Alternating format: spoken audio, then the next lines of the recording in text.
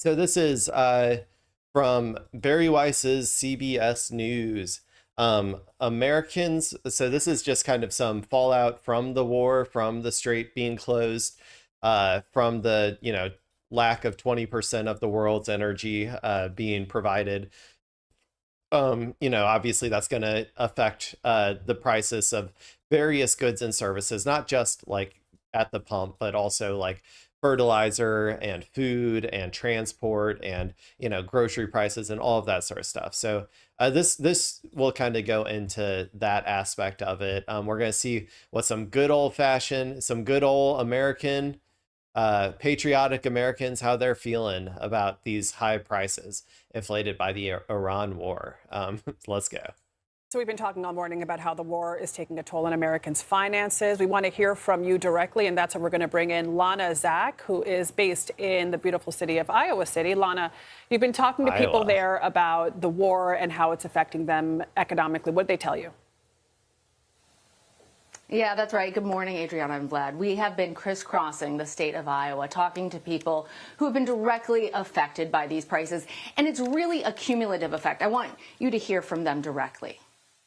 Everyone that I speak with is seeing a change. People are struggling. I just had a half tank of gas, and it was over $60.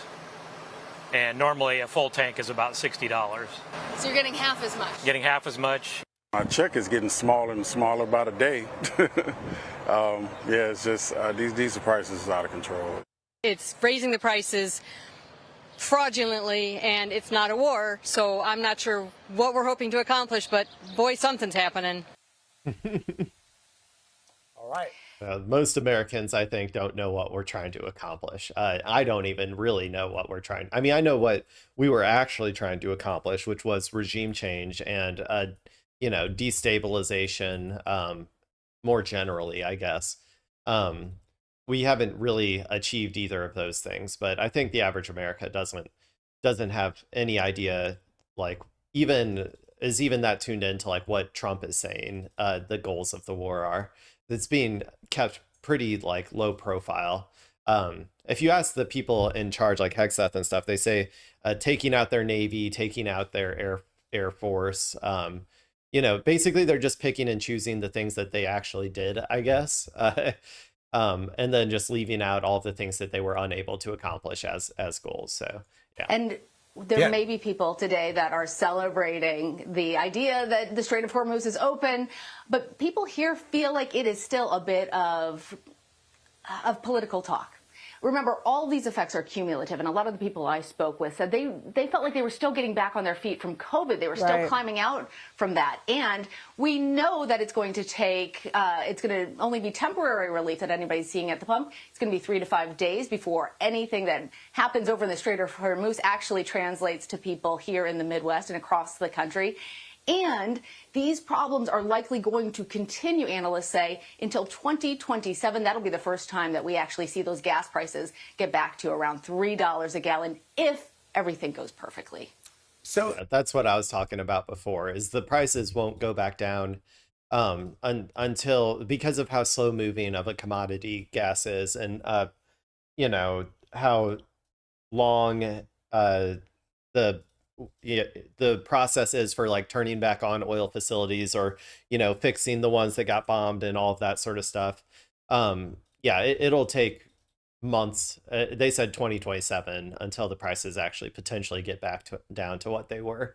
I mean, what I was trying to get at, Lana, is because listening to those ordinary Americans talk about how they feel is, I mean, do they blame this administration for the struggles that they are now facing? I do. Depends on who you're talking to. In reality, there are still a lot of very loyal Trump supporters in red states like Iowa who see this as him struggling through a very difficult situation. But then there are a lot of people that I've spoken with that feel like their patience has really run thin on this. And part of the problem is that they feel like this entanglement with Iran is something that hasn't been clearly explained to them as to why the United States needs to be involved. And in fact, 34% of Americans say, yeah, it has been explained, but 66% say that they have not heard from the administration. And so that's exactly what I said. The average American has no idea what the actual purpose is. So they blame President Trump and the administration for this entanglement. I want you to also, Trump presented himself as the anti-war candidate, right? He presented himself as no more forever wars in the Middle East. We're not going to be doing all these, spending all of our blood and money for soil or whatever, or for sand, as they say. And yet he's doing all of the exact opposite things. And not only that, but also people's Medicaid costs are going up. All of their, healthcare costs are going up. Housing keeps going up. The general cost of like meat and stuff keeps going up, which Americans need burger. If Americans don't have burger, then they riot in the streets. So, there's all kinds of things that are compounding here. But the Iran war just is like a nice culmination of all of those frustrations, for at least anybody who's not like the full-on Trump cult, Hear from Jolene Medic. She's somebody who volunteered this information to me when she was passing through on a truck stop on I-80. Nobody has said, this is what we're trying to accomplish, this is our goal, we're trying to, whatever it is, defeat the bad guys, it's fine. Nobody said that. And we don't even know what we're fighting about. Why?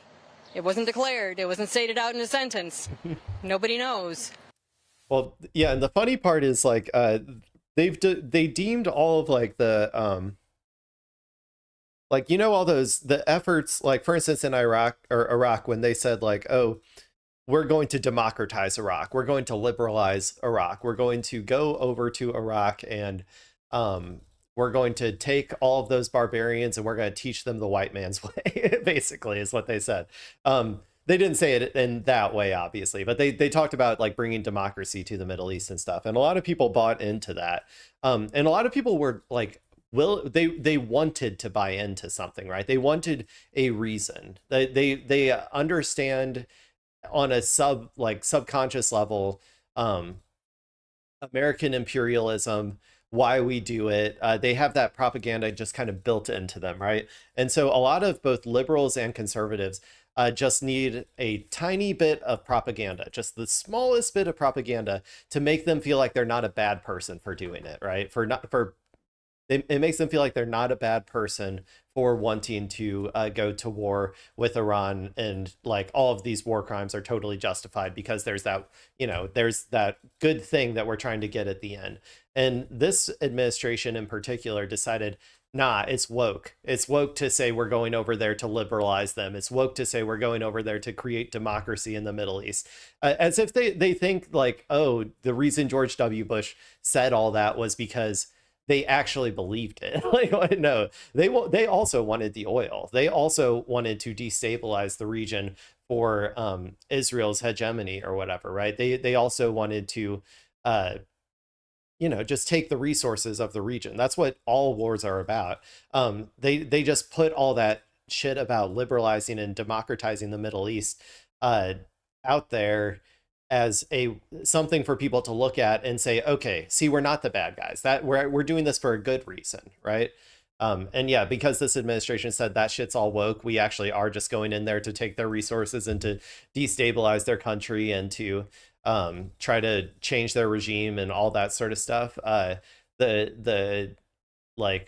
Even the people who would normally be like perfectly fine and willing to get on board for this type of war, they can't have anything that makes them feel like they're not a bad person if they agree with the war. So it just immediately knocks off like maybe another 20 to 30% of people that you could have had on board for your war, at least at the beginning, when you fail to do the basic buildup of propaganda necessary to manufacture the consent for the war. So anyway, it's really a kind of a very interesting phenomenon to watch, to watch the stupids that have ascended into power completely misunderstand the purpose of propaganda like that and just fail miserably at making the case for the war and stuff. It's very fascinating to watch. So in Jolene's case, the answer, Vlad, is yes, she blames President Trump directly for the struggles that they're experiencing. She's got questions. Lana, I love all of your reporting on our farming in the Midwest. How is this conflict in the Middle East affecting farmers and their ability to provide food for Americans? Well, it's a real struggle, and that struggle is going to continue, especially since they've been trying to dig out of this hole. As you know, farm bankruptcies this year are up over last year. That's up from the year before. There is a real crisis, farmers will tell you, not only in the fact that everything has become more expensive for them, but also in the trade deals that they have established over years being basically eliminated by the Trump administration and that trade war. They're not sure how they're going to be able to dig out of this, and it is a real problem. Lana, Zach in Iowa City, thank you. And No, they're probably going to need even more bailouts. We've already given them, I think, one since China like stopped buying our soybeans or something. So, well, they'll probably need more bailouts if we don't want the entire farming industry to, collapse in on itself.